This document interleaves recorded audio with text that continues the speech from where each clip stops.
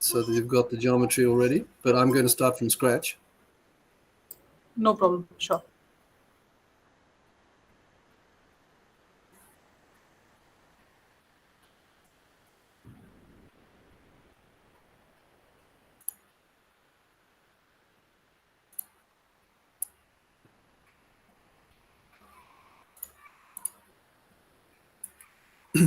So this is what the job file's got in it.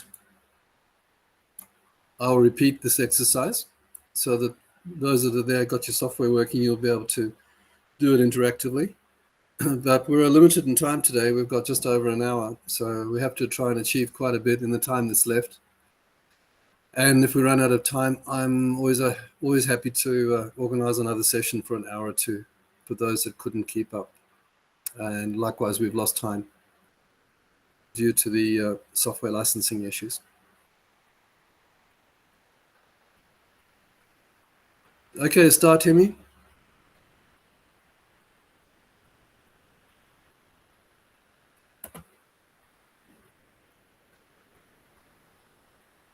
Professor Thomas, are you there?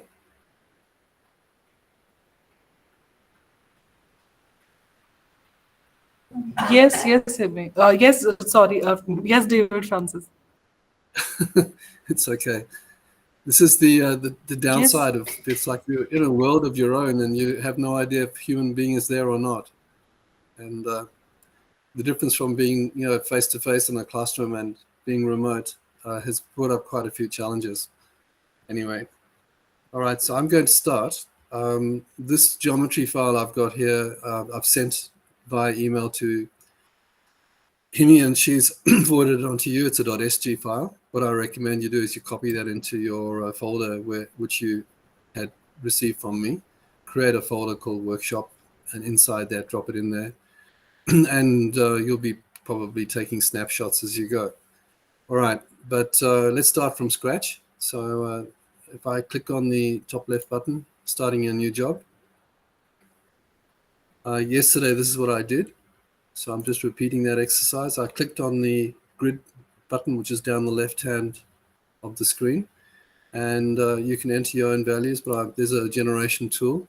So I generated 3 grids in the one direction, and likewise exactly the same. So this is now X and Z. So you've got positions of gridding on both X and Z, and then OK it. Depending on your screen graphics, it may be fairly light, but your grid will appear on the screen. And I usually work with this corner facing me like that. So you can click on the corner of the cube to get that.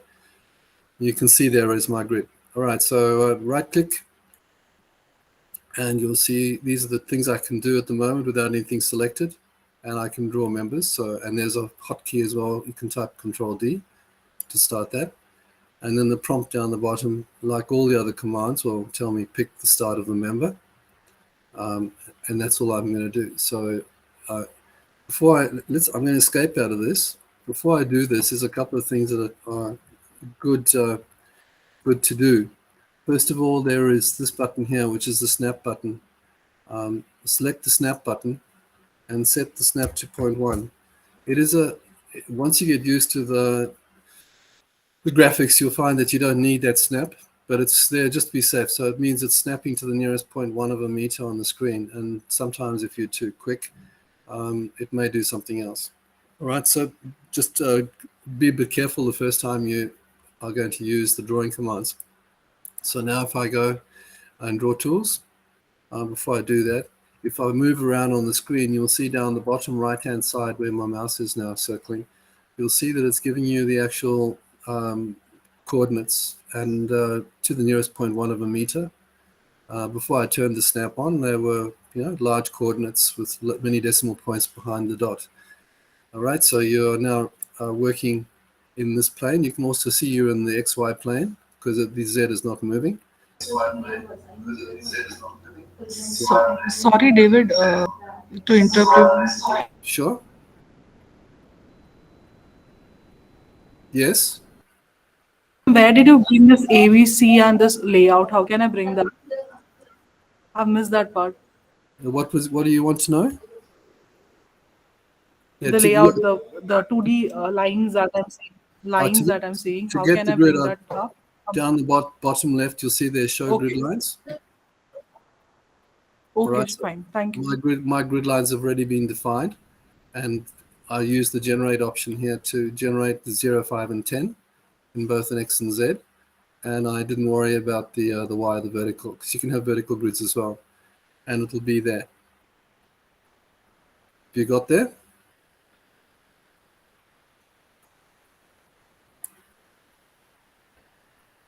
All right, so the next thing to Yes, do is yes, thanks. to actually draw the members. And if I right click the drawing tools, draw member. Now it's prompting me down the bottom left hand side to pick the start of the member. I can hover over the origin and I can select it, and then I can move vertically because I know that's the direction I want to go, and I can type 5 on the keyboard because it's a vector value, 5 meters, and then I can carry on drawing, right? So I'm a proficient drawer. I can go really speedily and do all sorts of things, but I'm going to go particularly slowly because you get used to it in time. I want to stop drawing now, so if I hit the right button on the mouse, it's an escape, and this is like a pen up, so I can go elsewhere and start again. If I hit the right button on the mouse a second time, it brings me right out completely. So what I want to do is I want to do some things with this this is a column on the ground floor, and it's the first column that I'm defining. And the first thing I want to do is I want to define some section properties. So if I double click on that column, it'll bring up the member properties form, and its section number is section number 1. There are no values. There is no section properties for it. So what we're going to do is we're going to select a section from the library and it'll automatically pop up the Indian sections of your libraries, and we'll select the standard columns. So if I click to the left of standard columns, and I'll select, as I said, I'm a junior engineer. I've been given a task to design the structure subject to the conditions I mentioned yesterday, and I have been told to save on steel. So I'm going to choose the weakest section possible. It's filled in the section properties, and down the bottom, we don't need to change anything else. I'll just hit OK. And if I click on the right-hand side, you've got your section of materials. You'll see that one material, section number 1, has been defined using standard column 100. And if I select that, the member on the screen, the ones that have that property will highlight. So I can hit the escape button on the keyboard. So I tend to keep my left hand close to the escape button because it's much quicker sometimes than using the right button on the mouse. Okay, so what I want to do is this section here, I want to copy it, the column, I want to copy the column to all the positions on the grid. So I'll select the column, and now with something selected, the options change. And you'll see that I've got the option now to copy, and to copy along a line or copy to locations. I'm going to use to locations. It gives you some ability to add and increment your membering numbers. I mean, these are old school people that like to do that, but most of us young people are not concerned about the numbering because the structure can be renumbered easily afterwards as well. So, okay there. And now you'll see down the bottom left hand, it's saying pick a reference point. So I'm copying in reference to, and I'm hovering over the node that I want to select, and I've selected it. And now I can position at each one of these on the grid. So because I've got the snap set properly, it should work for each one, and it picks up the grid line, come across here. There's no sequence required of where I place them, but what I do want, and now I'm still drawing, but I'm moving my mouse around and hitting the right button on the keyboard to escape that command. So I've now got all of those, or if I click on the right-hand side again, you'll see they're all section 1.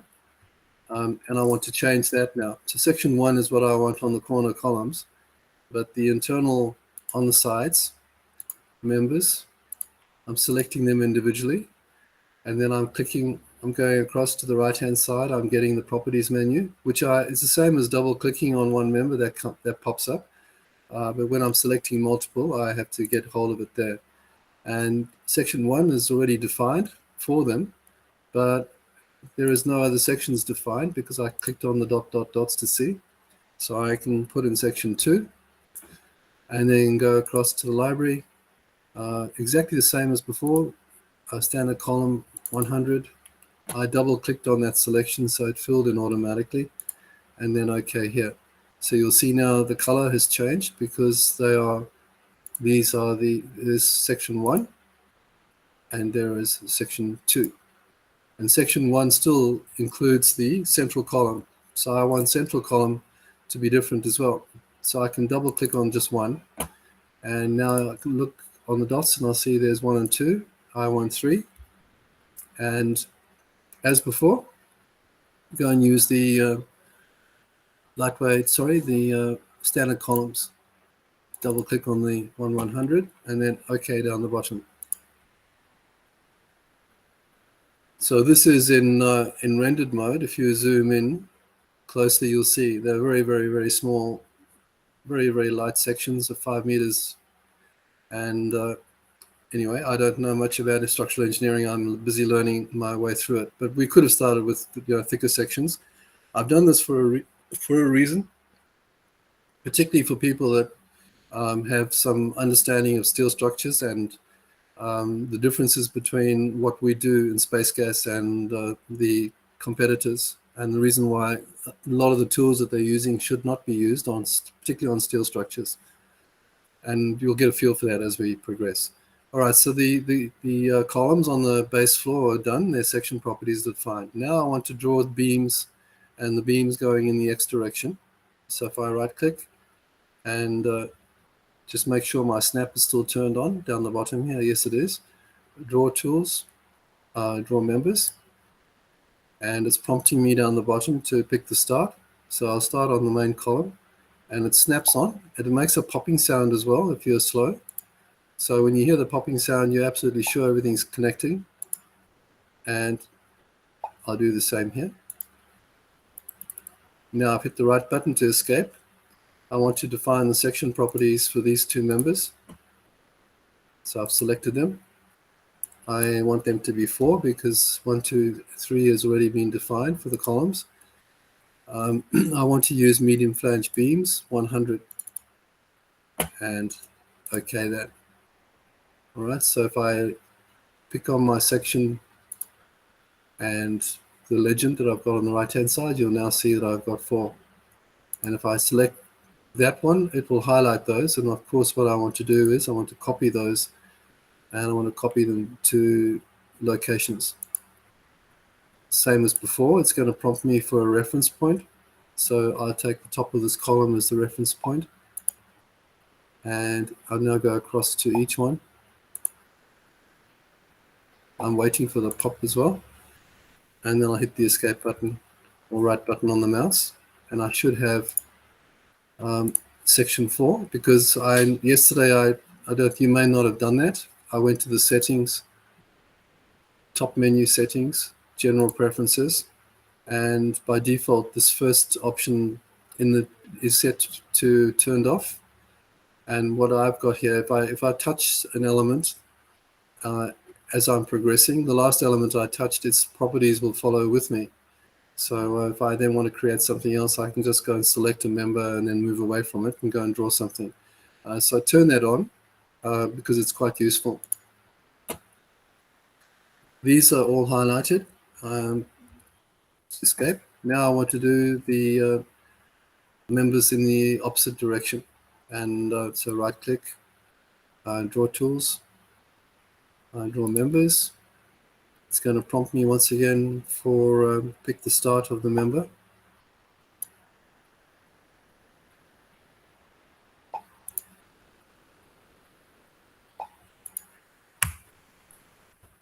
These two members, I want to change their properties as well.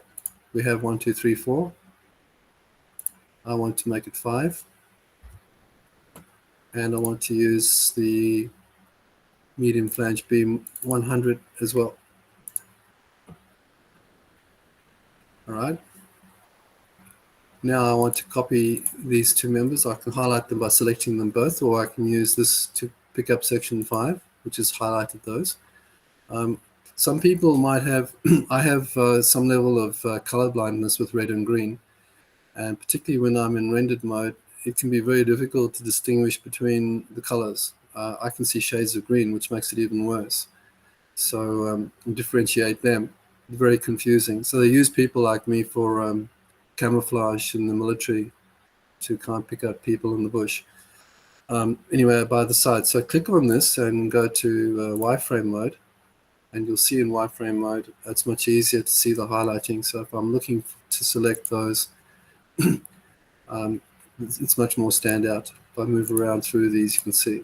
Whereas if I go back to the rendered mode, it can be difficult to see whether it's highlighted or not. Okay, so I'm going to go to wireframe because it makes my life easier.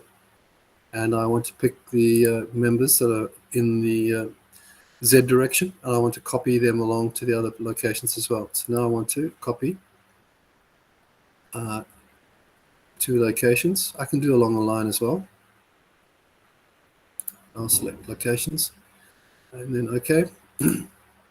Once again, it's asking me to pick a reference point. So if I select the reference point here, and then I can come across to each node and each node, and then hit the right button on the mouse and get out of that. So now I should have those members defined as well. Has anyone been able to do that, or you're still busy? Please let me know.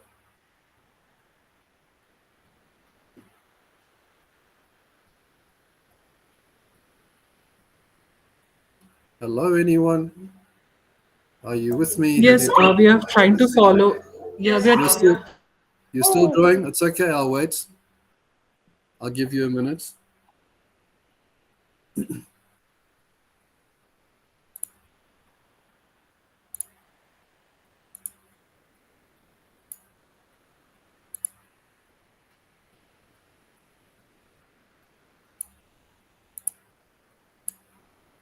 For you, that if anyone has actually finished, what we want to do now is, before I copy this structure that's on the ground floor up to the next level, whatever is garbage in here, wherever there is a mistake, it will follow me up. And if I don't check it regularly as I go and save what I've got as I go, you can waste hours of time. So you may only find out 4 or 5 hours later that there's something not connected in your model, and it becomes a nightmare. So yesterday I purposely drew things very quickly, and I had 3 substructures. So if I click on this and try and find the substructures, it should tell me I've got one and should highlight the whole structure. You can also select, for example, the node at the center there, and then come and click this little icon. That icon, by the way, if I select it, is also available. If I click the right button, you'll see the same icon, and commands that you're using a lot, repeat, is up top here. And I'm using the top one, not the find substructures, just the interactive tool. So you can click on any node, and the columns are really always good because you can get a feel for everything above them. And anyway, I only have 1 substructure, so I expect that everything will be connected. You'll see also in that, while I'm doing that, I go and hit the select option. There is also an option here for master slaves. Where is it? No, we've got this other one, this one here, find missed connections, which is actually really powerful, particularly when you're working with large structures. The things that are not connected, that are very close to each other, can be found in the structure, and then you can go and look at them and decide whether they should be connected or not, which is a new feature that I hadn't seen in other tools. It's quite useful. Please let me know if you've got your structure drawn.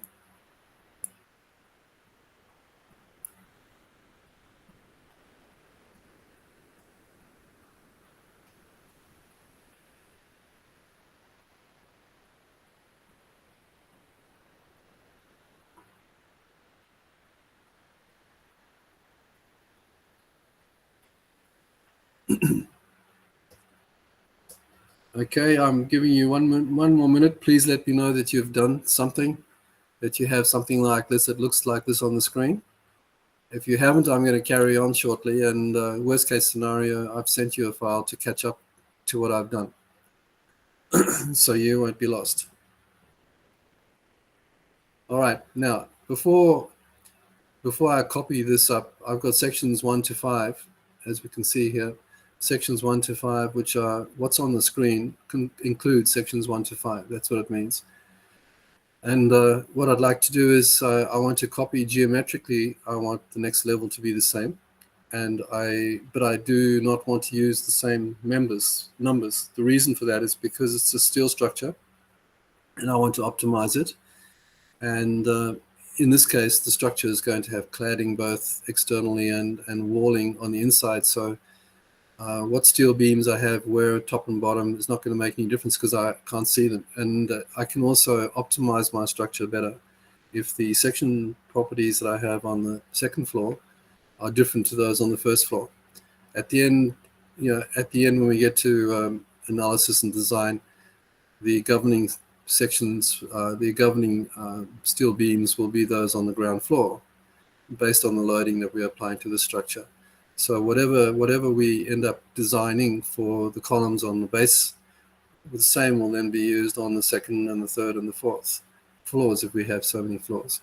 So the more breakdown you give the structure with your section properties, the more you're able to optimize it for weight particularly, and it's just easier to manage. All right, so what I want to do is sections 1 to 5 are defined. I have a data sheet, and the data sheet for all of the input data.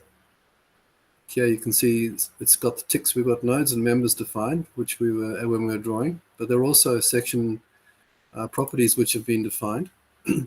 And working in these data sheets is really useful. There are a lot of things we can do. What I'd like to do is I'd like to select, just like a spread, it works very similarly to a spreadsheet where you can filter based on up, top and bottom and so on, and various search criteria, just like you do in an Excel spreadsheet. Like Excel, I can click on the left there and select everything that's visible. And then I can come onto the side here and right click, and there is an option duplicate rows.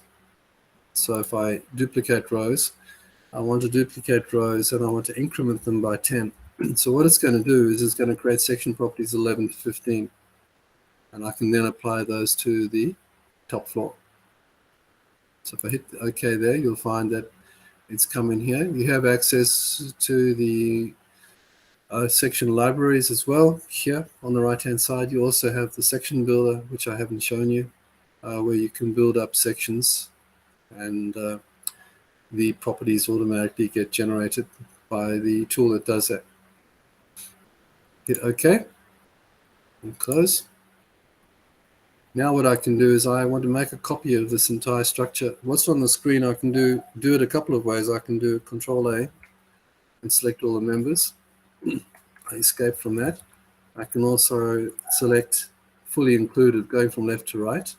If I go from right to left, it's cutting. So whatever is cut through, if I select the members that are cut through, for example, if I do it like this, then I'd expect all the columns to be selected. If I wanted the beams on this floor, I can go left to right, select the members, and then I can add to it just by selecting individual ones as well. So, and then I have right click and my actions that I want to perform. So it's fairly intuitive. All right, getting back to this, I'm going to do it using Control A. Control A, there are nodes and members, so I want to pick up nodes only. If I want to do something to them, if I want to make this floor higher, I could select all the nodes and the floor level here, and I could raise it by 1 meter. So we have a floor of 6 meters instead of at 5 meters. So I select all the members. And now what I want to do is I want to copy them. So I want to copy, and I want to go along a line. And I can increment the member numbers as well if I wanted to. I'm not doing that. There's some various options here. You'll see it can copy loads. We don't have any loads, so it's not going to have any impact on me. We can copy master slaves. If we had defined master slaves on the top of this floor to define the floor slab, and they'd already been done, I may not want to replicate them above, so I would turn that off. So normally these are just left alone, but it's only when certain things appear. I don't want to copy the loads. You may want to. All right, so if hit the OK here, it'll then prompt me to pick the start of the copy vector. So I know these are 5 meters, so I'm just going to use this. I could start from here and then grow vertically upwards, but I know this is going to work. So I'll start from this position and end on that node like that.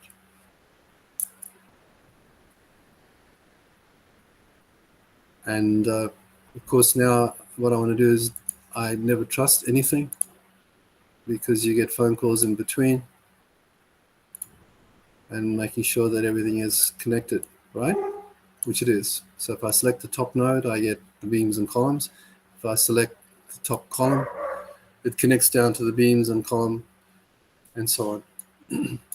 And if I go right around the structure, and if I hit the escape or down the bottom here, so always you get these prompts down the bottom of the screen as to what you can do. If I just excuse the barking in the background.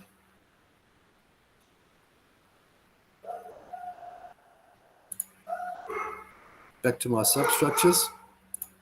I should have only one. All right. If you haven't got to where I am right now, please do me a favor and download the file that I sent to Himi, and you should have a file. If you go like this,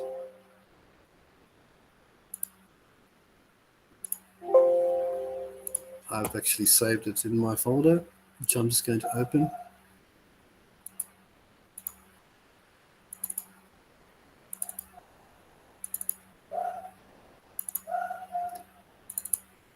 Yeah, so you have this file, steel structure 01a.sg. That will give you exactly what you've got here, but it will also give you what we're going to do next, which is before we save this job and move on to the next one. Professor Thomas, are you caught up with me? Yes, sir, I'm with you. Just if you could show the member property allocation one more time, it is a bit confusing. The member property Done with allocation. the yes, yes. So if I select Providing the section property, the one. down here Yeah. on the right-hand side, so I've selected it, and then I'll go across to the properties menu on the right-hand side, and that brings it up. I hit the escape button. You can also double-click on that, brings up the properties. And if I've got, for example, these two, and this, sorry, these, I've got 3 different sections here. If I go to the properties, what will happen is certain things will be grayed out. So the node numbers, for example, node A, node B are not common. But what the section properties are not common, so it's empty those out as well. So the properties that are common to each one of those, sometimes you just want to add some property to those 3.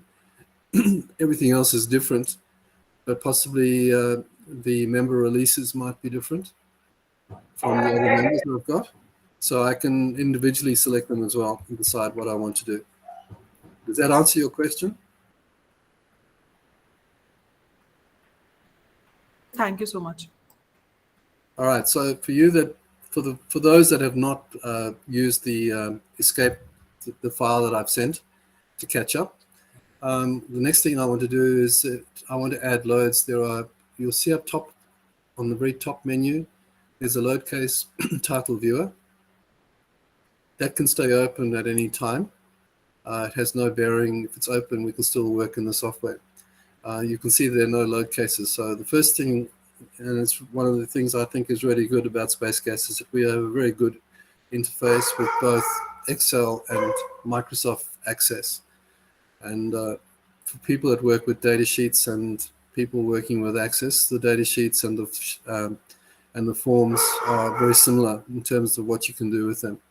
So I prefer Access because we do a lot of integration work. I have many clients who have their own applications, One company I can mention is ThyssenKrupp, and they manufacture their own components, and they have a lot of Microsoft Access development work which integrates directly into our software. We have a scripting language, so you can actually make a call on SpaceGass and get it to do things and give you feedback as well.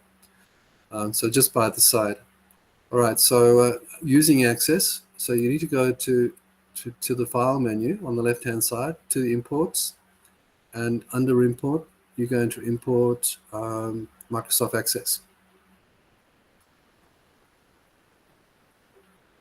And that's the one that I'm going to use.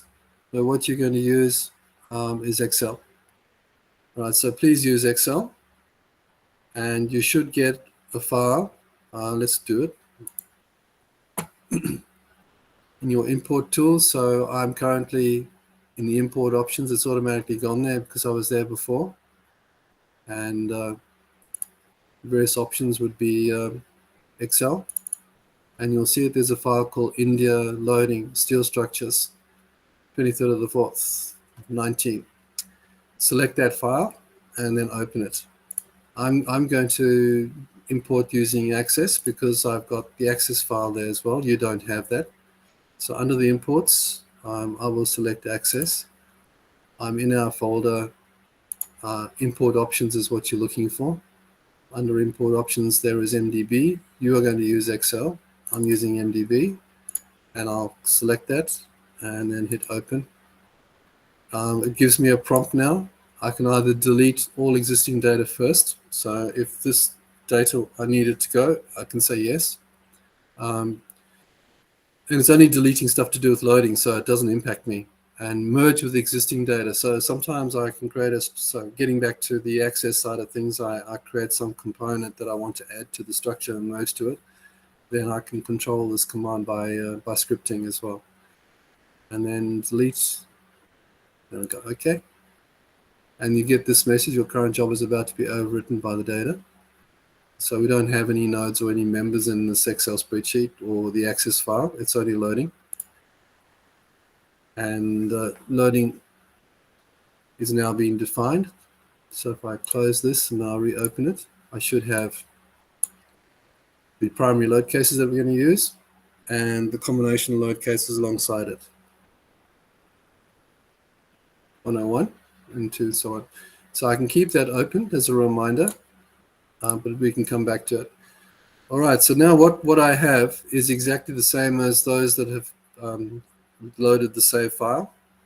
So I'm going to, this is a point of very important when you're doing modeling, is to not put yourself in a position where you can lose 2 or 3 hours. If you're making a lot of changes, then I tend to be every 15, 20 minutes, I do a snapshot. And in this case here, I've used O1A. I'm going to keep that file and not overwrite it this time, just in case there's something wrong with what I've done. O1B. And now that is saved. And the worst case is I'll lose time in the future, but not from the past at this point. All right, we've already checked the connectivity. And for you that have downloaded the file that I sent you, I've checked that connectivity as well. You can check too, just to double check.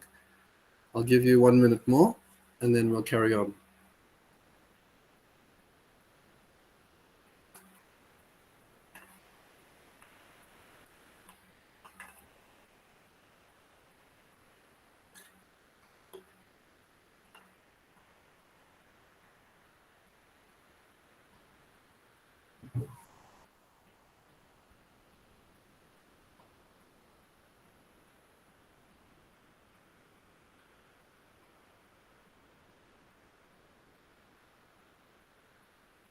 All right, so what I did when I imported the Access and you imported the Excel is the spreadsheet before only had this information here: material sections, nodes, and members. Now you can see there is a tick for self-weight. So the datasheet self-weight has been defined. Combination load cases have been defined. All right, so the primary load cases are there. The load case titles have been defined, And of course, I can play with spreadsheets and right-click and do all sorts of things on these spreadsheets, which makes it very useful. Sometimes if I'm adding load and I've added load to a certain floor and I decide that I've made a mistake, I very easily, in combination of graphics and these data sheets, delete the specific data loading that I want, which makes it very easy to use. So you'll also see that you've got the load case groups, so which is pretty unique. We group loading, and it's really useful. These are what I use for analysis and for design. And so when we get to the design stuff, serviceability and ultimate loads, and to be done in the future, the seismic checks. So we won't have time to even think about that today. All right, so yeah, we've put those in a very specific grouping of load, and those are the ones that have plus minus 2.5 of the dead load and in the combinations. All right, so if I, or the seismic, sorry, seismic load, cancel that. We've also got load categories, and you'll get a feel. There's one load category. Categories can work, you can have a category across multiple load cases, and you can have multiple categories in a load case. So what we have in this particular job will be many categories in each load case, which don't occur in other load cases. And it's you're able to use the categories to see what's on the screen. So if I've got 5 categories in load case 1, I will also be able to click on the right-hand side legend to just look at the loading for the category that I want to see, and not for the whole load case, which is quite useful. When we imported the STD files, it automatically generated categories from the comments on the loading. And so you had your load case, and then along down below it, a list of categories of loading as well, which came from the comments in the STD file. Cancel that. Okay. All right, so we've got work to do. First of all, we're going to turn on self-weight. Self-weight we saw has come in automatically, the definition of it. I think in the data sheet. Let's go to the data sheet. Yeah. So there's no category. Category has been defined for it, which is good. And yeah.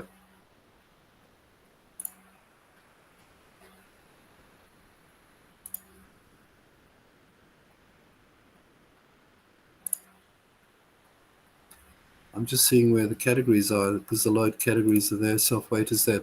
So this is the category that goes with the load case 1. It's already been done automatically when I imported the load. Okay. Sorry, I'm just thinking about what I need to do. So self-weight is defined, and of course, if I come to my load case selector, we have a lot of protection to make sure you can't do anything wrong. The only load case that is appearing so far is dead load, because it has self-weight in it. So live load, etc., none of them appearing there. And all of the combinations that include load case 1 dead load appear as well. Okay, so you know that there is some load in each one of those. It's not just a title. And of course, if you want to see the titles, then you go to the load case title, and all of them will appear there as well. All right, so we need to add, other than self-weight, we have applied loading to add. And the applied loading conditions are for the flooring on the bottom floor, and for the roof connected to the top of the structure. So there's a steel roof with cladding on it, which is connected to the beams around the peripheral of the top floor. And there is egg crate flooring, which is connected to all of the beams bolted down on the first floor. Now, the connectivity is important, right? Because that helps to define how we're going to define the loading when we apply it. So in this case, I want to select all of the members, and we're going to use the little tool that we'll use a lot for the application of load. So if I right click, now I go to loading. So we've got members highlighted, and we want to use the load tool call, which is the generate area loads. And I want the loading to go in 2 ways. I want it to be on all of the beams internally and on the sides as well. So we use the 2-way option. This dialog comes up, load case by the default is number 1. I can change that. The pressure vertically downwards is 2 kilonewton per square meter for the bottom floor. So if we type -2, because Y is vertical, there are a number, if you can see the axis that I'm using is Y, and that's why it's minus. Don't worry about the calculate button, we're going to use that shortly. And then it's going to create this load category. And what I do to make it really neat is I put the primary load case name again, so I know it's dead. And flooring.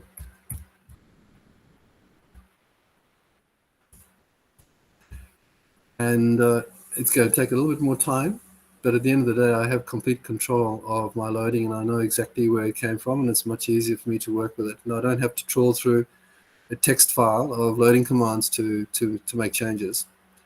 So if I hit the OK now, it's created that loading, and it's now brought up turned on the right hand the load case, and you can see the 2 categories of that. Self-weight doesn't appear graphically on the screen because it doesn't exist. It's just but it's defined as a category, so I know it's included. And of course the flooring, which is this one here. Okay, so that's the first time. Now I want to do the same on the top floor, but the difference is that I don't want to connect to the external. So my roofing structure is being connected to the outside and not to the inside beams as well. And so I can right click and I can go to the load option again, generate area loads. Once again, it's still a 2-way. And it's in the Y direction, and it's going to be 3, -3. No, it's minus. So top is -2, correct. Y direction, and here I'm going to include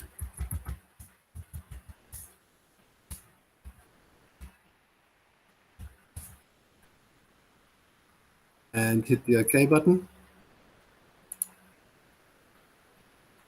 And it's just given me a load. So the roof, it could have been done at the column, so I could have actually defined concentrated loads for the roofing at each one of the columns, and not the intermediate columns. It could have been all of the columns on the outside. I've chosen to have it bolted down to the top flanges of the beams. That becomes very important for our steel design as well, because the lateral restraints and full restraints and continuous restraints on top and bottom flange are used to calculate the effective lengths for bending, not for compression. Compression is done using the buckling analysis. All right, so we'll see how far we go. We've got 35 minutes left still, is my understanding. No, we've got half an hour. All right. So far, have you been able to do that, Professor Thomas?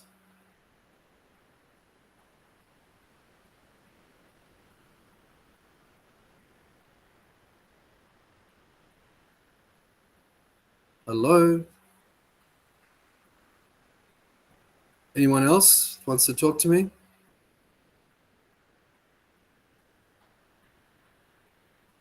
Hello?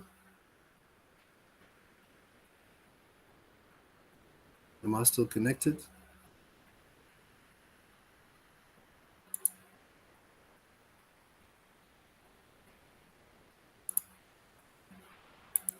Is anyone there? Yes. Hello? Yes, David. Yeah, it's fine. I will be understanding what you're saying.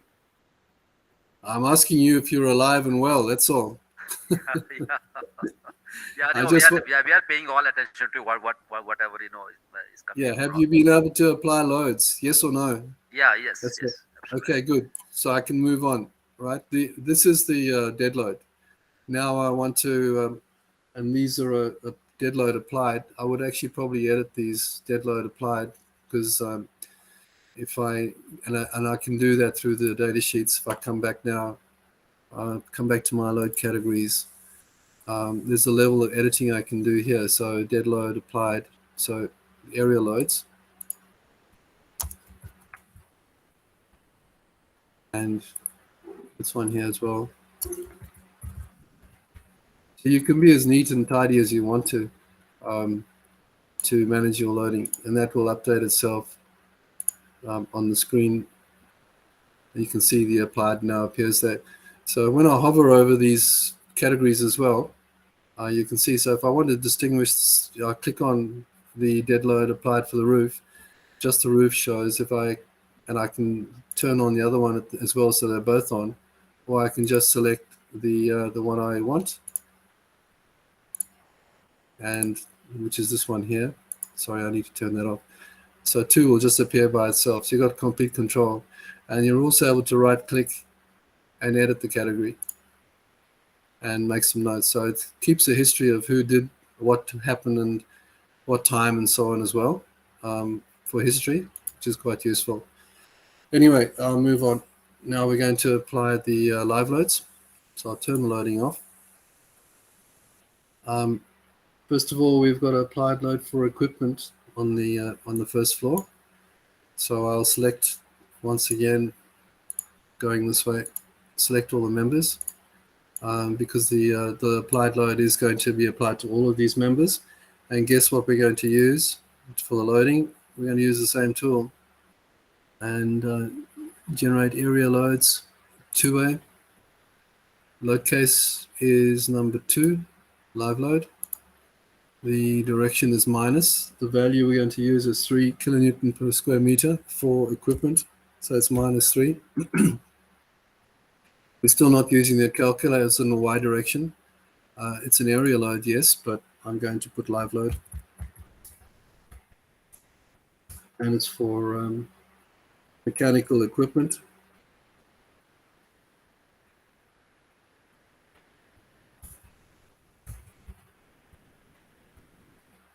Mechanical equipment. And then, once again, I'm not talking about each one of these, but there are some features here which are really useful, particularly if I'm working on a plane where certain things are out of plane and I want to include them if they're out of plane, or not include them if they're out of plane. So, for example, looking at a wall and something's extruded from it, do I want to, apply pressures to that surface or not? Anyway, this should all be okay now. I'll hit the OK. By the way, if you've made a mistake, you can come up to the top here and undo very, very quickly. So the last step, done, undo, which is really useful, and then you can go back and apply it again. All right.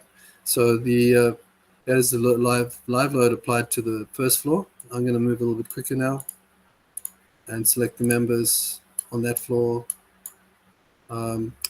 Yeah, I want live loaded. I want to apply to all of them in this case, not to one.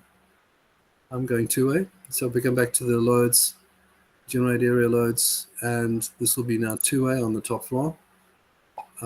Everything I had before should be the same, except the value that we're using for the air conditioning and water tanks on the top floor. In the Y direction, it's load case 5. It's category of load case 5, which is sorry, category 5. Live load, roof, AC,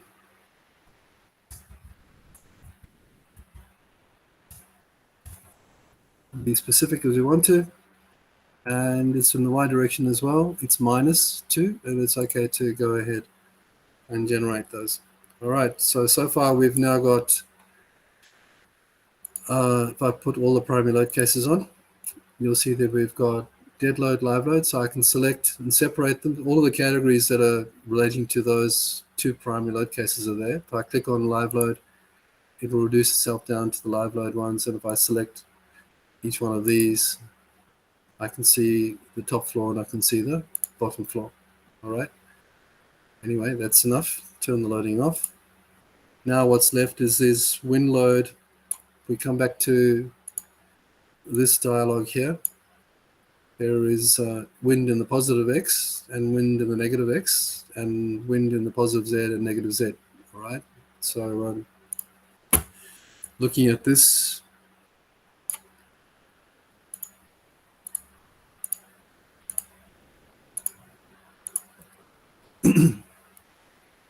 right click. So that's going to be negative X, right? I don't want that. I'll just escape and I'll select the equivalent on this side here. And you can see from the coordinate, that's in the positive X direction. So right click, and guess what? We'll use the area loader in one way. I have purposely done both levels because it's only 5 and 5 is 10 meters. And so I'll just say the structure is 10 meters high in my inputs. But we do have integration with Checkwind as well. So at this point now, we'll be able to see the terrestrial data for the location we're at, and a really fancy interface for getting the terrain categories all correct for the Indian design code. So this is related to IS 875 as well, you'll see now. So first of all, it's in the X direction. It is going to be calculated. It's positive. It's in load case number 3, which is the wind load. I've changed the direction and it's going to come up as a negative. That negative, I might have to redo it again, but I'm going to hit the calculate button. And the reason I'm doing that here is because it will update this category as well. There you'll see the 875 part 3. I get this form. There is the Checkwind interface. I'd have to turn it on and we can go to Checkwind. The location, I'm going to use Delhi. I'm going to just use the parameters that are here. And what effectively, I've got to change this 10 meters, right, for my building height. That's the only input I will worry about on this form. And you'll see it's now put it in as 1.82 and it's positive, which is the correct direction. And now it's updated this as well.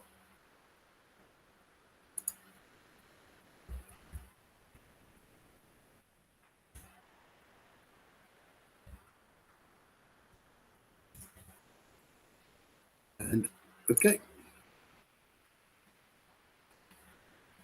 All right, now the loading goes off. I'll take these ones here.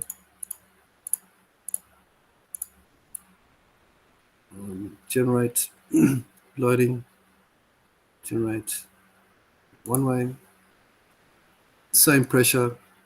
All it's going to do is if I go back into calculate, however, it's now minus.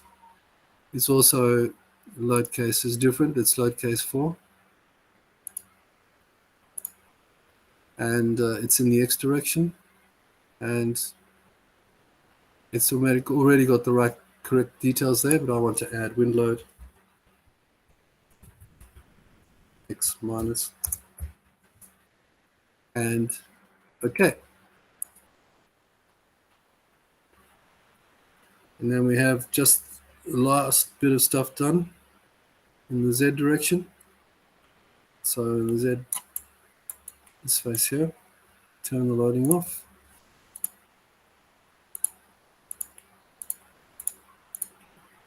I assume you will understand why I'm only using the columns, because the loading is only transferred to the columns from the cladding and whatever wind there's going to be.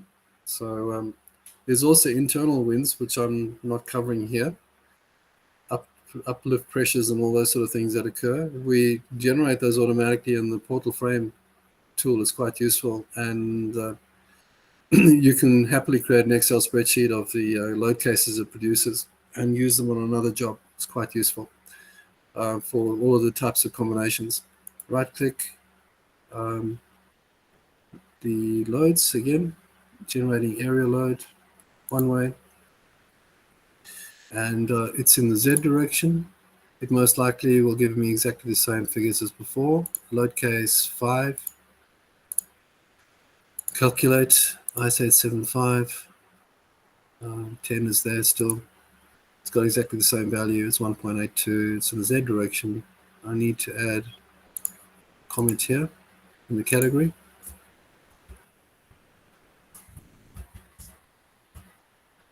Z plus. There's the plus sign. Okay. Double check. And it's in Z. It's in positive direction. It's in load case 5. and then I'll come here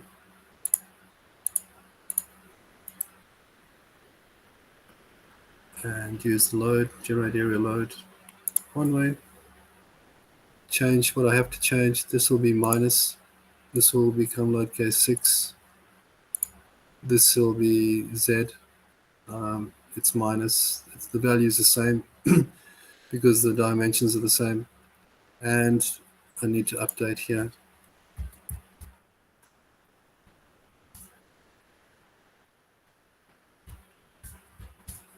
And load Z minus, and then OK. Now I should have all of my primary load cases ready to look at as before. All right, there's all my loading. Turn the loading off. Now we want to move into, it's going to be spectral loading, but it's not, and we're considering time. I have two choices. We carry on and define the spectral loading, or we come back and do it anytime when I get you together again. Himi, are you there?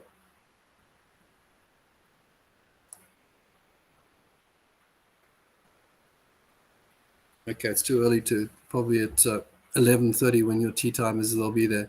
What I'm proposing is that we make up for some of this time, that I will organize a session coordinated with Himi that you're able to attend, and we can actually finish off these things properly.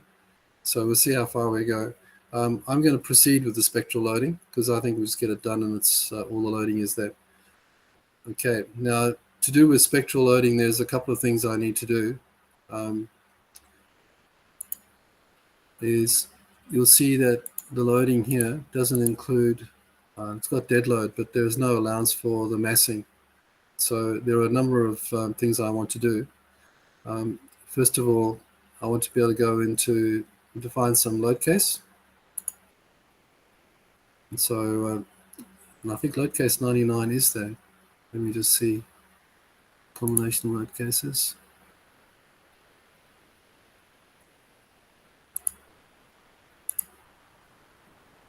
No, it's not.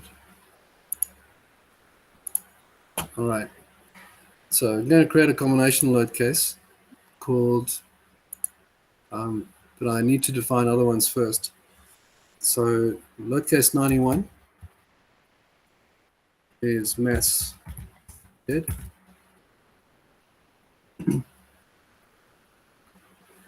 And it includes one of dead load and load case 92.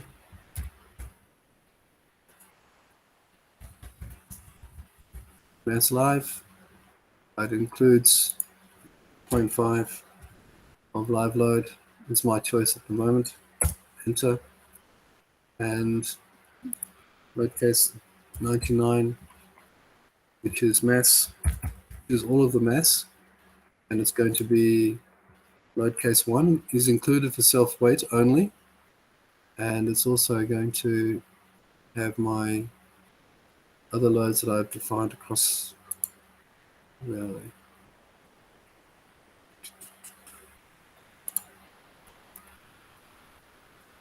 Sorry.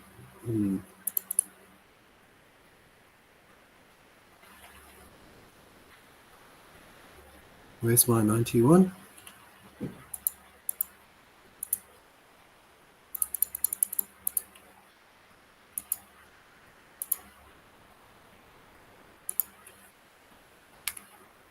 It's strange. I'll come back and change it. At the moment, I'm just leaving it as load case 1, just for self-weight. So there is a, I'll come back to my combination load case, to my title viewer. I've got 91, 92, and 99 have been defined.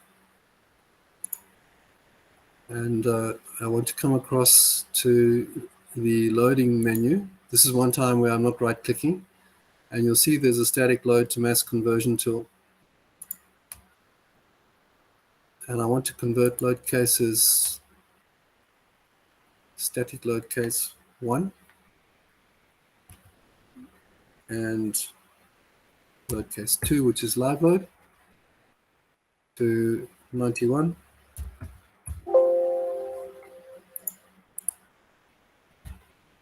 Load case 91 and load case 92. And this will be, I'll leave the default here, static load to mass conversion.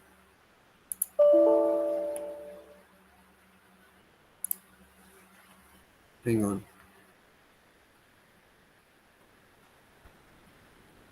It's me, it's being stupid.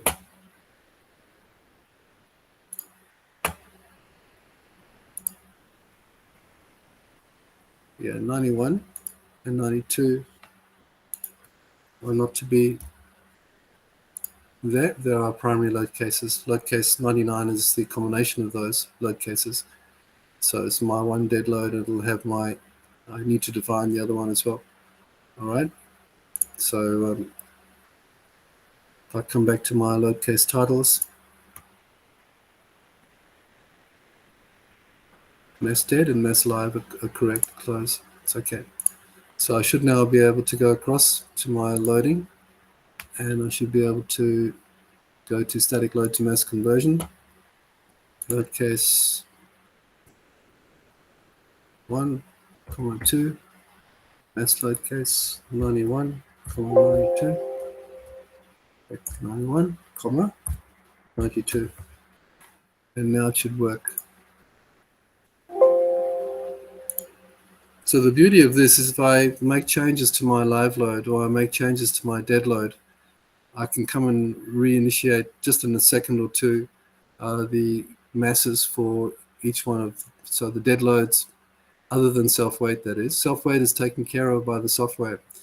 And I should now be able to go across to the spreadsheet again and define load case 99, the combination load case 99, which is this one here. So it's one of dead load to include the self-weight, and then there is 91 and 92. So mass dead, complete B1, and mass live would be maybe 0.5, anywhere between 0 and 1, depending on what I want to do. So that's now defined. So that is the mass load that will be used by the spectral analysis. So to define the spectral analysis, once again, because it's not graphical, you come to the inputs here. You'll see that there is a spectral load datasheet, and load case that I want here is related to the seismic data. So we've got load case 7 is my spectral load case, and just looking at that, that's seismic in the X direction. Of course, we can have any combinations we want. We can have both in all three directions together, average of 1 or 2, but typically here we're just looking at X and then Z, which is the plan, not vertical. And the spectral curve, we have libraries of all sorts of things, other than sections and materials. There are many, many different libraries. There are libraries of plates that are used in connections. There's libraries of reinforcing, and so on. So what we want is the Indian IS 1893. We're going to say this is zone 2, and it's automatically filled in. The damping we can change in the inputs, so we can override the use of the damping. The 1893 spectral analysis is very good. The mass load case, well, that'll be load case 99. It was a combination load case, including dead load self-weight. And of course, this is in the X direction, so the X vector will be 1. And load category, if I want to extend, I can come back and edit that afterwards as well. So 0 means there's no load category. All right, so I'll just hit the OK, hit the enter button. If I had done it differently, I just shifted it down, it would have repeated these values, some of them here, but I chose not to. So load case 9 is seismic in the Z direction. Spectral curve, we're going to use the same one as before. So it would have filled that in if I had double clicked on the parameter. So if I double click on this, the mass load case should have been filled in as well, just because of the way I responded to the last one. And the Y vector will be 1, and that should be all.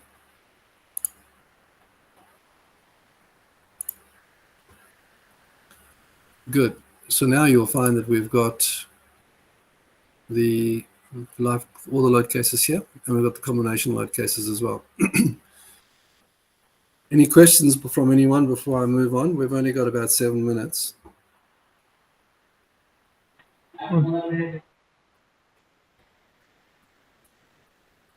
What was that? No question. No questions. Okay.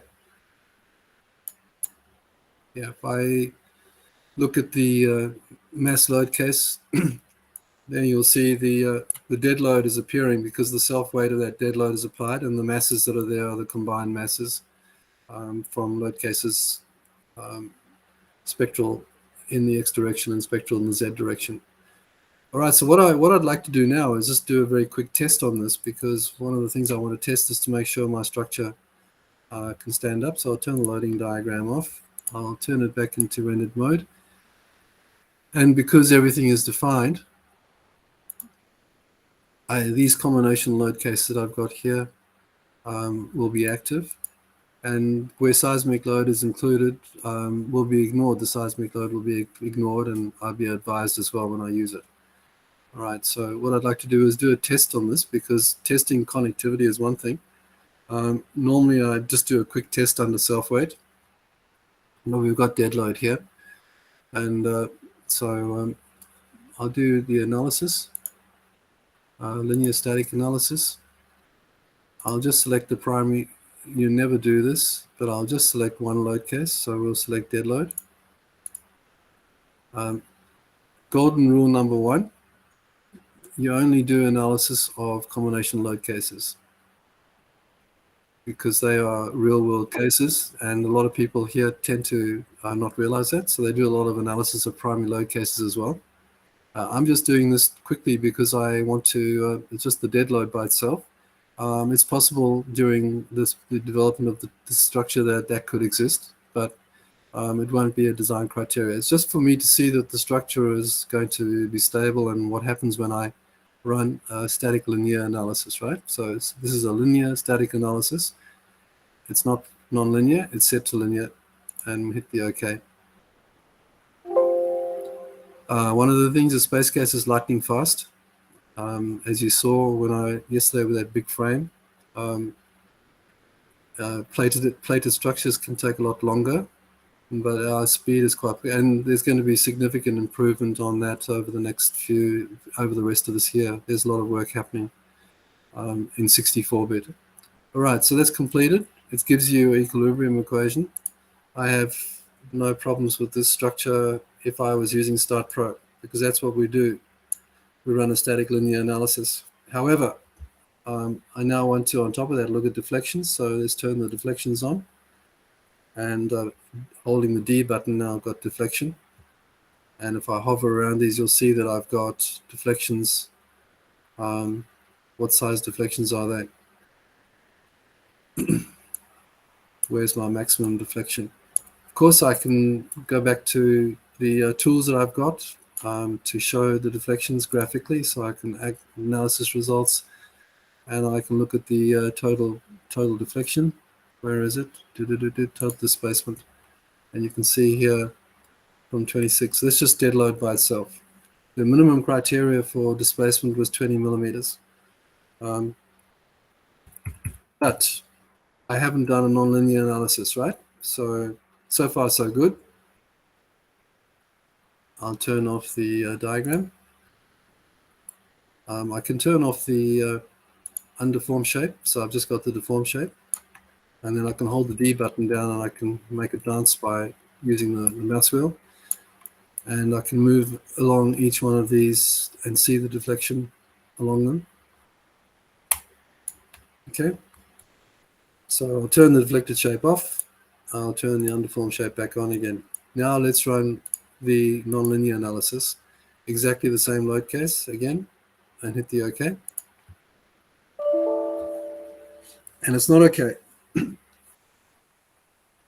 So I get a message saying that there's some buckling detected. It's not telling me whether it's whole of frame or whether it's single member, but there is an issue.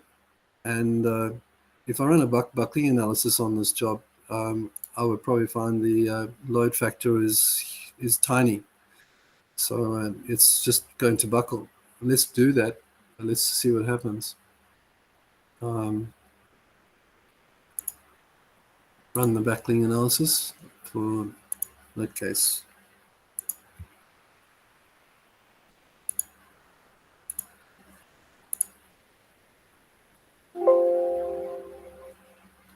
There you are. So the 1.6 is the normal accepted buckling load factor. Ultimate loads, I'm not using an ultimate load here. This is not a combination load case. It would be even lower than this if I used the combination load case. But yeah, you can see there are issues. So I go back to the nonlinear analysis first.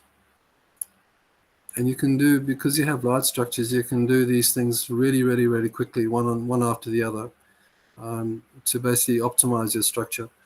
We haven't even got there yet because we're only playing with load case 1, just to get a feel to see that the structure is connected. Nothing is giving me strange results. But now there is an option here, show messages from single member buckling, that I will select, and that might give me more information.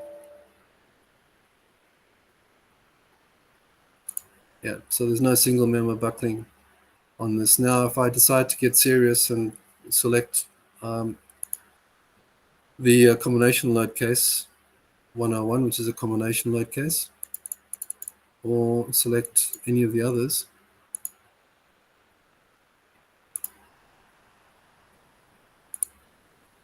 I'm just going to select this one here.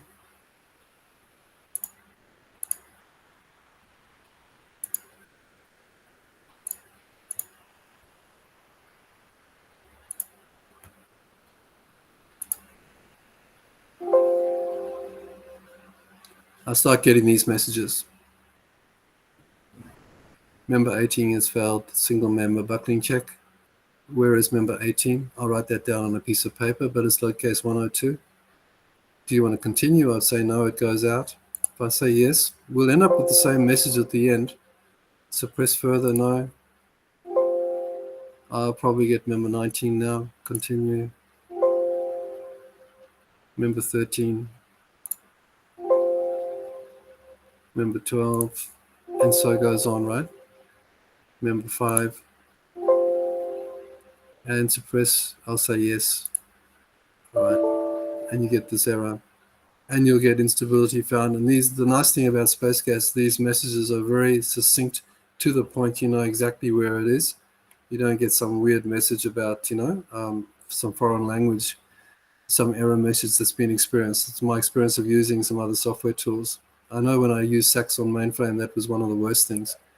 But the load, it's telling me that there is instability for a particular node around at node 9, particularly, so at node 9.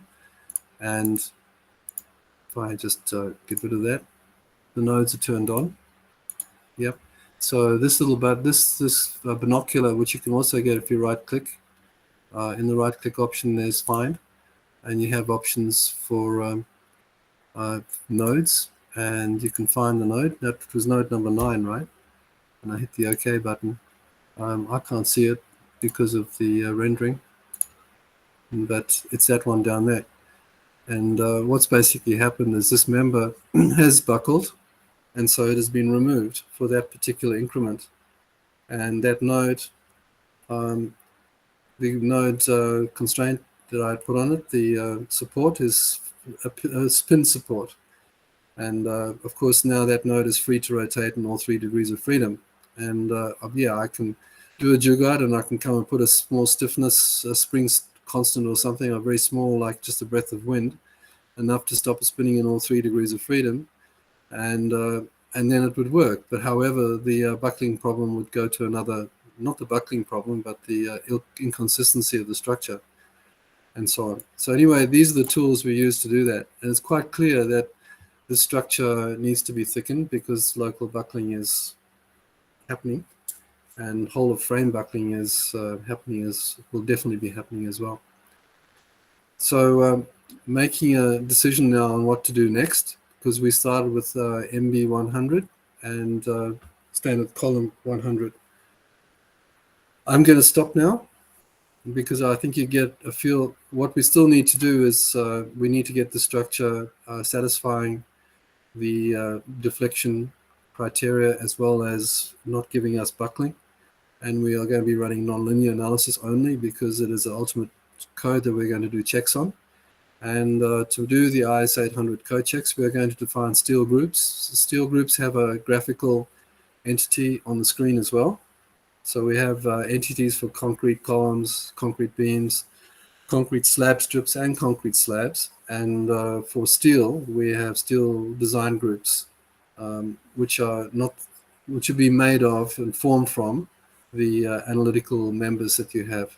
So, for example, if I wanted to design, if I wanted to design this beam here, it meets two columns. It would be a single steel group. If this column wasn't coming into it, and I'm not sure about the rulers of the major axis of the member is being impacted by incoming members, then the steel group has to stop at that node. So I could create a steel group of that member and that member, and there would be a graphical entity. There's a button down here, show design elements now, so it will include the concrete elements as well. I'm going to stop. Himi, are you there? Yes, David. What I'm recommending is on leave is up to you. I'll talk to you about it afterwards, but in the next few weeks when I've got some spare time, if they would like to complete on this and we can allocate 2 or 3 hours to do that, then I'd be happy do that. Happy to organize it, okay? Okay, sure. Now, that's very nice of you. Okay. Meanwhile, we have a hand raised from one of the participants, Professor Anuj. Yes, ma'am. Yeah, you had a question? Yes, ma'am. I Yeah, have please. questions to ask you, sir. Yeah, please go ahead. Yeah, hello, sir. Hi, good morning. Yeah, good morning, sir. Yeah, myself, Anuj Chandiwala. Yeah, I have a few questions to ask you about can we do the soil structure interactions? So can you do what? Soil structure interaction, PSI?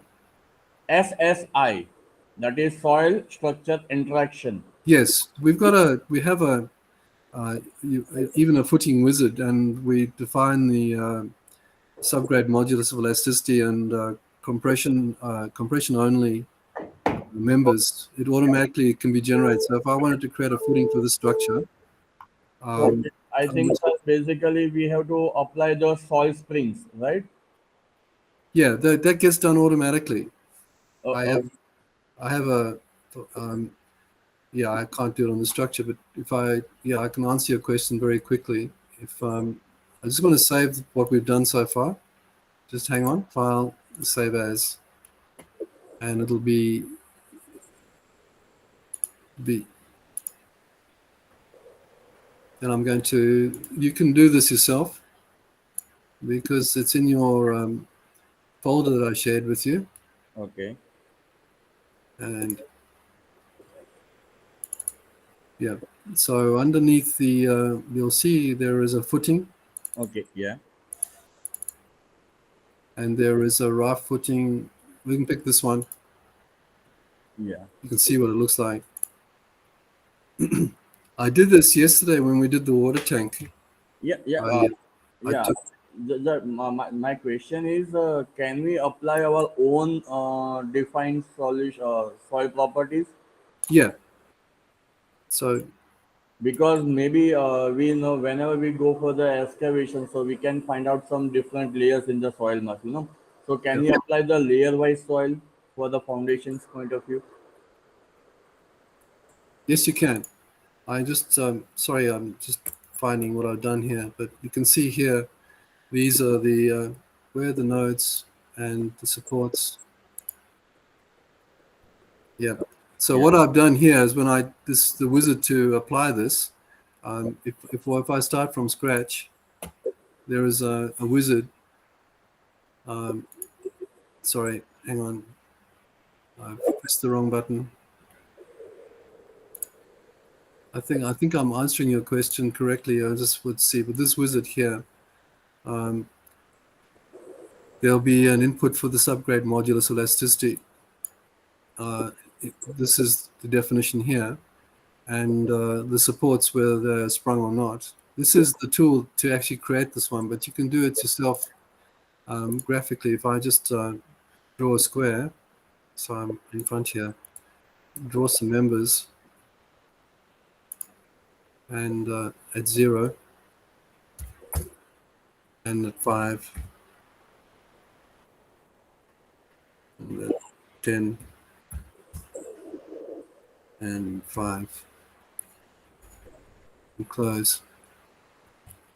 These are members, and I can go right here, right click, mesh tools. I can plate mesh from members. I can make these, okay, I've left it at 0.3. I can make it much smaller.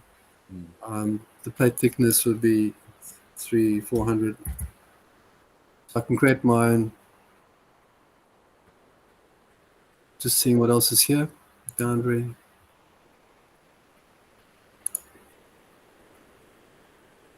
Okay, so I've got a slab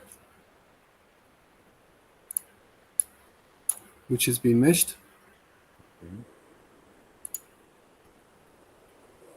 And what I want to do is now I want to support this. Select the plates, right click, there's some plate tools here. Under the plate tools, generate plate spring supports. It'll prompt me, so I say about 40,000 is about SI 100. Yeah. I can't remember the exact figure, but that doesn't matter. Okay. Okay. And so what it's done now is it's automatically, if I go back to wireframe, you'll see that it's done those, right? Yeah. But If you want to ask me more questions, what on this, what I recommend is you send me an email and I can catch up with you, or we can discuss it at the next session. You send me maybe a bit more detail of what you want to get from me. Yeah, And sure. I can include that in the session that I am promising to do with you. Yeah. Okay. Yeah. And sir, one other questions that can we apply earthquake and wind at the same time? Can you apply?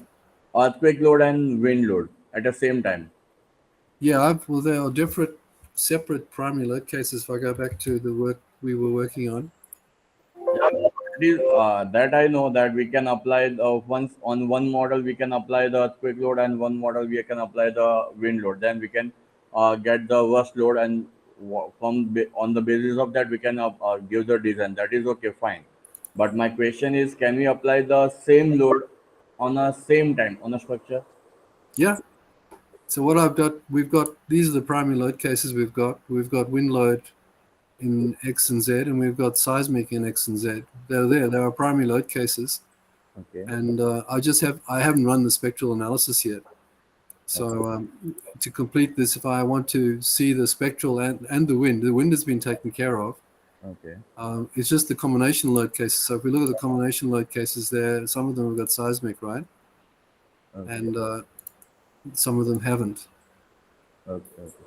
So You're combining them because it's non-linear. You see, this is what I was saying. The problem is that a lot of people here are using linear static analysis. Okay. And the combinations can be added.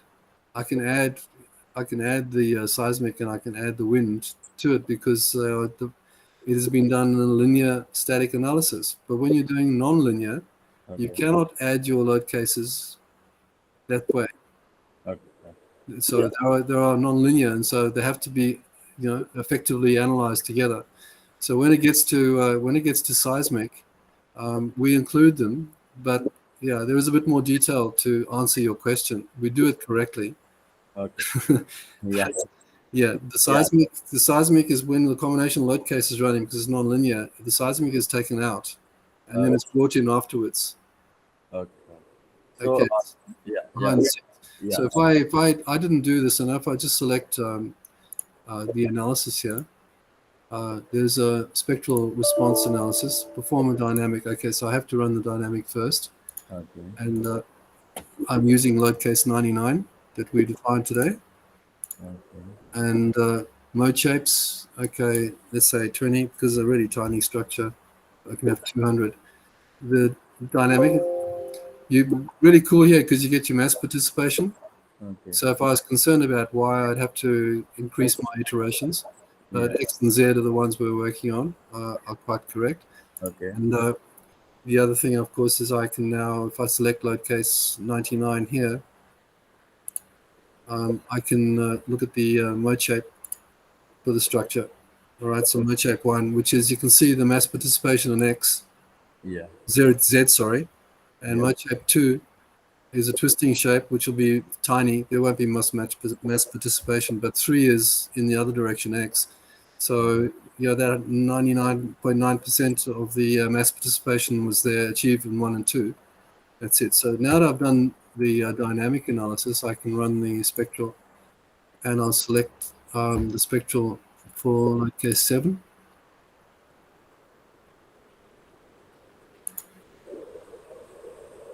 Load case, and here you've got your choices.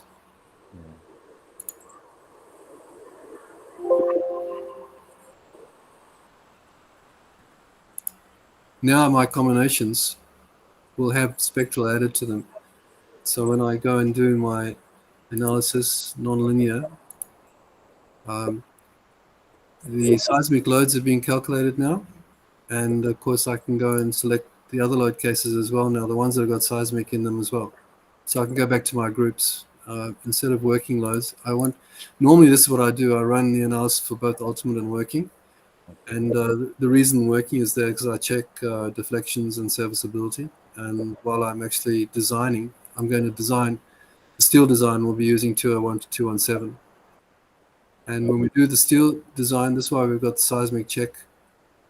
We have specific load cases for the seismic checks for IS 800. So, sir, is there any auto load generations available based on the standards? Is there any? Auto load generations, auto load combinations. Is it possible? Yeah, well, the space, the auto load, the best way to do it is using spreadsheet. So I've got, and I teach my clients to do that. They maintain a spreadsheet. One company will have, because you pick some of the bigger groups here like Toyo and that, they have hundreds of clients, and their designs are going on in many, many locations. So the codes, each country's codes are different in terms of the loading criteria. Yeah. And the combinations and stuff are different as well. Yeah. And so to manage that, the easiest way is not to have these automatic tools in the software, but is to have the ability to import and export Excel really well. And then you can you can be in charge of India, I can be in charge of Asia Pacific, and I maintain the load criteria. So the spreadsheet is protected, and it's maintained by one person or a group of people. I think that's much better. Okay. So the answer is, if you've got some automatic loading you want, you put it in a spreadsheet, and then you don't have to do it again. You saw it took me only like 5 seconds to load all of these load cases that we're working with. So one last question. So can we apply the time history analysis with different time histories? Yeah, we've got Construction stage analysis. that's different. Yeah. We're in the process. It's totally different. But can we do the construction stage analysis? No, we've got time history. Okay. So here's your time history analysis. Okay. And we've got harmonic response, which is just a sinusoidal type thing, but time history is good. Time history leads to the fact that it's a non-linear activity, and staging, construction staging is something that we're actually working on right now. It is one of the two major areas that we've been working on for the last 2 years. So I'm just waiting to get an update on the status of it because it's interesting. Yeah. But I know our team is very logical in the way they work. So it'll end up being a good solution. Yeah. Okay, sir. Thank you very much, sir, for your answers. No, we appreciate if you connect with me via email, and if you have any questions that we can't cover in the workship. Yeah, sure. And so if there's anything more that comes up, please be welcome to connect with me. Yeah, sure. Thank you.